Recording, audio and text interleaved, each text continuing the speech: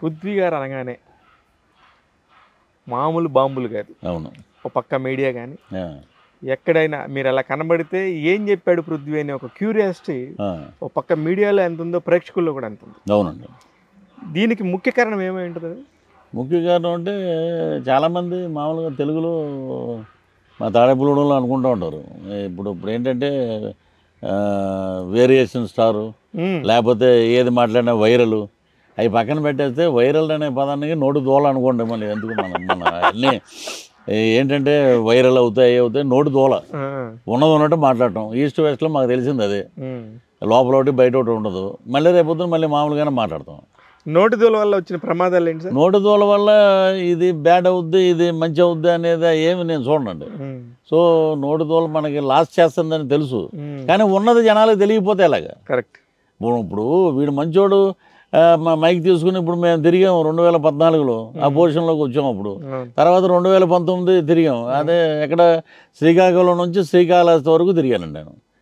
Almost 82 constituencies. Half of the constituency. నేడే చూడండి మీ అభిమాని థియేటర్లో సినిమా అని చెప్తారు మామూలుగా. అలాగా వీడు ఏంటో తెలియదు.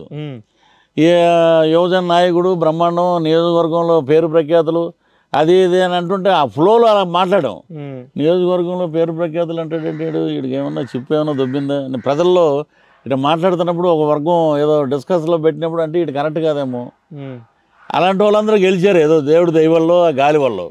ఆ గాలి వల్ల గెలిచారు. కాబట్టి వీళ్ళు ఏంటంటే వీళ్ళే ఏదో మేము చాలా గొప్పవాళ్ళం, మేము చాలా ఇది అనుకున్న వాళ్ళు, మీ కర్మ ఇది అనేసి నేను వాళ్ళ గురించి మనకు తెలుసు మొత్తం. శ్రీకాకుళం నుంచి శ్రీకాళహస్తి వరకు ఎవడ ఎలాంటి వాడో నాకు తెలుసు. కానీ అప్పుడు అంతంత పొగిడిన నోటుతో ఇప్పుడు ఎలా రివర్స్ మాట్లాడగలుగుతున్నారు అంటే దీనికి ఒకటే చెప్తాండి. పొగిడిన నోటుతోటి రివర్స్ పొగటడం లేదండి ఫస్ట్ నుంచి. వీడు కరెక్ట్ కాదంటే తిట్టడమే అండి. ఎందుకు తిట్టాము ఏంటి అనేది అంటే పార్టీ పరంగా తిట్టాం. చాలామంది అంటారు పొగిడారు అంటారు. పొగట వైఎస్ రాజశేఖర రెడ్డి గారు అద్భుతమైన మనిషి, మాట తప్పని మడం తప్పని యోధుడు. రాష్ట్రంలో 3 స్కీములు పెట్టాడు. ఆరోగ్యశ్రీ, ఫీజు రీఎంబర్స్మెంట్, ఈ రైతులకి 3 పెట్టాడు. మహానుభావుడని దండం పెట్టారు. మళ్ళీ వితౌట్ మేనిఫెస్టో ఎలక్షన్లోకి వచ్చి నేను సరిగ్గా చేశానో లేదో ప్రజలే నిర్ణయించాలి, నాకు ఒక అవకాశం ఉండి మళ్ళీ ఈసారి బ్యాలెన్సే చేస్తాను. అది హుందా గల రాజకీయం అండి. అది పర్ఫెక్ట్. అది సో ఇతను ట్రావెల్ అయినప్పుడు ఇతను ఎక్కడికి వెళ్ళినా ఇలా అంటున్నాడు, ముద్దులు పెడుతున్నాడు. ఈ 2014లో ముద్దులు లేవండి. ఓదార్పు యాత్ర అప్పుడు ఆ గదిలో ఆ ఇంట్లో వెళ్ళినప్పుడు ముద్దెట్టుకోవటం అవి ఉన్నాయి. ఈ జనారణ్యంలోకి వచ్చాక ఇంకోటి మీకు తెలియదు, ఏ ఛానల్లో చెప్పలే నేను.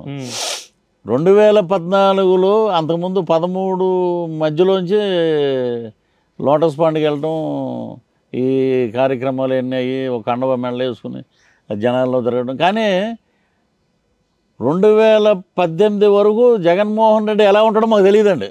అవును, మీరు అక్కడ లోటస్ పాండ్ వరకు వెళ్ళేవాళ్ళు.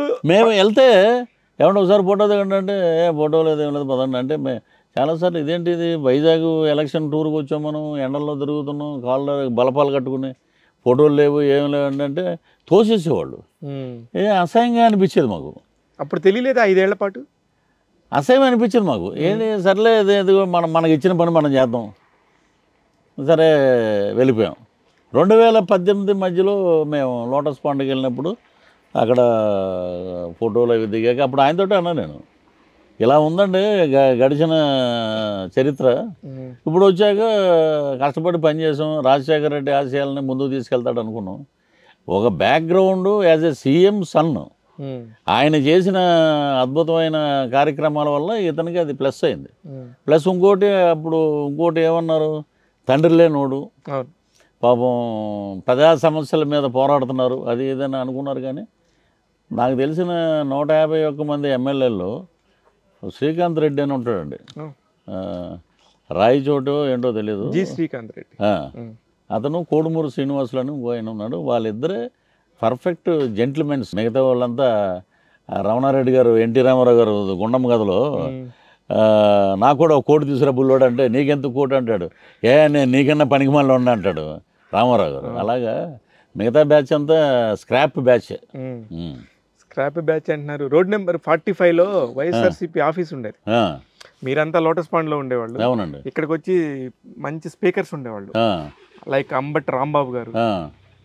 వాళ్ళందరూ కూడా ఇప్పుడు చాలా పెద్ద పదవుల్లో ఉన్నారు. అవునండి. కానీ నాకు ఒక క్యూరియాసిటీ ఉండింది సార్, అసలు పృథ్వీ గారు మొట్టమొదట వైఎస్ జగన్మోహన్ రెడ్డి గారికి ఎట్లా అటాచ్ అయ్యారు?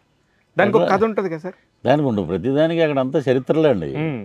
మాకు సాక్షిలో నాగేశ్వరరావు ఉన్నాడు, నాగేశ్వరరావు గారు.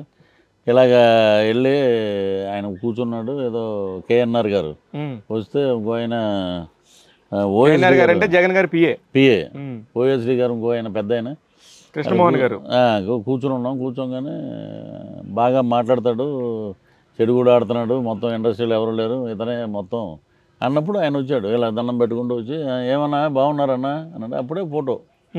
ఇది ఏదో మనం ఇంకా ఒక ఏదో మహానుభావం చూసేసామని అనుకున్నాం. కానీ తర్వాత నాకు అర్థమైందండి, ఇది కరెక్ట్ కాదు ఇది అనుకునే లోపు టైం దాటిపోయింది, వెళ్ళిపోయారు. అప్పటికే వెళ్ళిపోయింది. 2019లో మళ్ళీ ఏదో కాటమరాయుడు షూటింగ్ జరుగుతున్నప్పుడు పవన్ కళ్యాణ్ గారు, పృథ్వీ గారు అన్న లాస్ట్ డే వెళ్తున్నా కూడా నాకు తాడేపల్లిలో ఒకడు ఉన్నాడు, చిప్ మళ్ళీ దాంట్లో 2014 చిప్ అయిపోతుంది మెమరీ అని చెప్పి మళ్ళీ ఒక రెడ్ చిప్ పెట్టేశాడు దాంట్లో. అదే ఇక ఎటు నుంచి తప్పించుకోవాలి, ఈసారి నువ్వు సినిమాటోగ్రఫీ మినిస్టర్ అన్నాడు. ఇంకేం మాట్లాడతామండి మనం, ఇంకా అలా వెళ్ళిపోయాం. ఇంకా అది చాలా ఇదికి దారి తీసింది అది. కానీ సైరా అనే ఒక ఆడియో ఫంక్షన్లో ఒక ప్రముఖ వ్యక్తి, ఒక మెగాస్టార్ ముందు, విజయ్ సేతుపతి ముందు, పెద్ద పెద్ద ప్రముఖులందరి ముందు ఒక ప్రముఖుడు చీఫ్ గెస్ట్, ఆయన పృథ్వీరాజ్. అప్పుడు ఉన్న హోదా టీటీడీ. అవునండి. దానికి సంబంధించి ఇప్పుడు ఇంకోటి దీనికి ముందు చిన్నది చెప్పాలండి. ఎక్కడ చూసిన ట్విట్టర్లో అట్లా మెగా ఫ్యామిలీ అని తిట్టాడు, అందుకే సినిమాల్లో అవకాశాలు లేవు. ఎప్పుడు ఒకటండి, మన బేస్ అనేది ఒకటి ఉంటుంది. కరెక్ట్. మెగా ఫ్యామిలీని తిట్టాడు అంటే సైరాలో నేను లేను. అవును, చిరంజీవి గారు సహృదయం, పార్టీ గురించి మాట్లాడతాడు.